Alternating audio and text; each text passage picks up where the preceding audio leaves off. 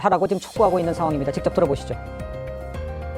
당 원내 사령탑이 연일 논란의 중심에 서 있는데 민주당 지도부는 심각하게 지켜보고 있다면서도 책임 있는 조치는 취하지 않고 있습니다. 제19 감싸기로 일관하고 있습니다. 김병기 원내대표는 결자 해지의 자세로 즉각적인 의원직 사퇴를 해야 합니다. 자, 지금 여러 가지 의혹과 논란들 이어지고 있는 이런 상황에서 국민의힘에서 김병기 의원의 의원직도 내려놔야 한다 이러는 거지 않습니까? 국민의힘은 사태에 대한 대응도 직격을 했습니다. 화면을 좀 보시면요. 김 원내대표가 공개한 단톡방은 배우자가 계정을 몰래 도용해서 취득했다 이런 주장까지 제기가 됐습니다. 사실이라면 통신비밀보호법 위반과 개인정보 침해 문제로 이어질 수 있다 이렇게 얘기를 했습니다.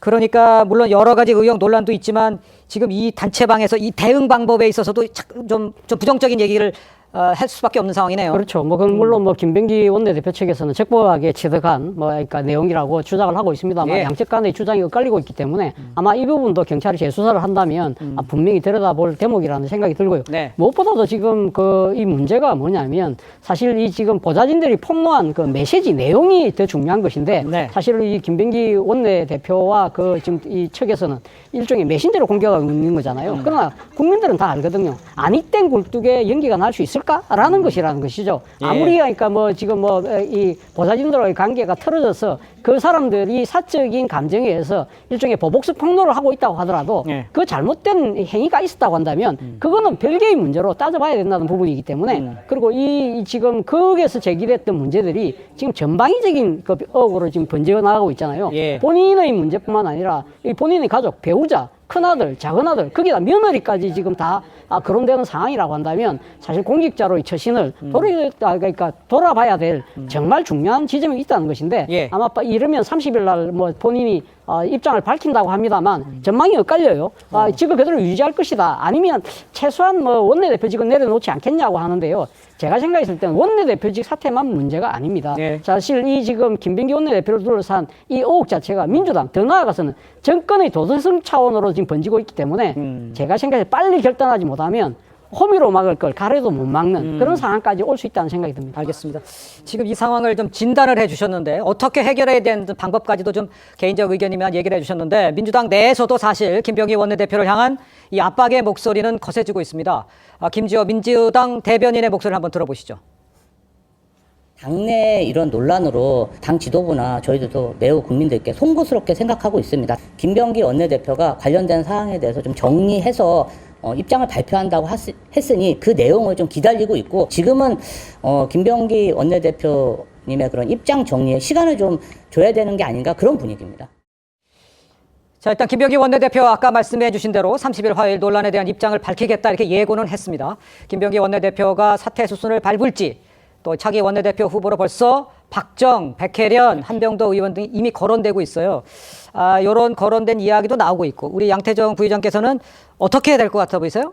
그러니까 이제 김병기 원내대표가 원내대표직을 이제 사퇴한다는 전제 하에 말씀드리면 네. 근데 사퇴하실지 안 하실지 사퇴가 필요한지는 아직은 속단하기 이릅니다. 예. 우선 30일 입장을 좀 들어보고 결정할 부분이긴 하지만 어쨌든 원내대표 선거가 사퇴를 하지 않더라도 이제 몇 달 후로 예정되어 있고 그렇죠. 또 이제 사퇴를 한다면 조금 더 아마 선거가 빨라지긴 하겠죠. 예. 그렇다고 하더라도 보통 지금 이제 나오고 있는 분들이 이제 삼선 의원 중에서도 이제 그 개파색이 좀 옅고 그리고 이제 특히나 이제 의원들 사이에서 호불호가 많지 않고 또 이제 사실 원내대표라는 자리가 이제 민주당 의원들과의 관계도 좋아야 되지만 나아가서는 이제 국민의힘이나 다른 야당과의 이제 결국 협상도 중요하기 때문에 네. 그런 점을 여러 가지 면에 봤을 때 아마 이제 당내 의원들이 선택을 할 걸 보이고요. 왜냐하면 특히나 지금 지도부 지금 당대표라든가 지도부가 아무래도 조금 더 이제 강경한 입장이고 그런 입장이기 때문에 네. 아마 지도부와도 호흡을 맞출 수 있으면서 특히나 지금 이재명 정부의 정책을 뒷받침할 수 있는 그런 의원으로 아마 당원이라든가 원내 의원들이 선택하지 않을까 예상됩니다. 그러니까 만약에 이제 사퇴로 네. 귀결이 되면 알겠습니다.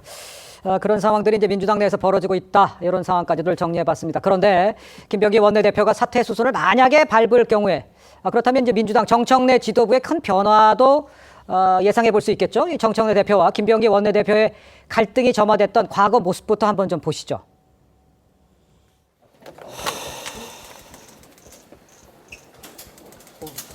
어제 협상안은 제가 수용할 수 없었고 원내대표님도 고생을 많이 하셨고 했지만 저희 지도부 뜻과는 많이 다른 것이어서 저도 어제 많이 당황했고 그래, 사과 좀 마이크 대표님 말씀하시는. 그거는 대표한테 물어보세요. 공개사과 얘기하시는 좀 어떤 마음에서 말씀 좀 하셨던 거예요? 말 쉬운 말이잖아요. 어려운 말인가요? 그런 거 할 때 혼자 하나요? 지금 뭐 여러 의견이 나오고 있습니다만 만약에 이제 그 사의를 표하게 된다면 그렇다면 이제 민주당 원내대표 선거가 조기에 진행될 거겠지 않겠습니까? 이른바 명청구도로 진행이 되는 최고위원 보궐선거도 지금 있는데 어떤 영향을 미칠지 또 후임 원내대표, 김 원내대표의 남은 임기를 맡게 되는 건데 어떤 선거 구도가 될지 밖에서 봤을 때는 정홍기 의원님은 어떻게 보세요?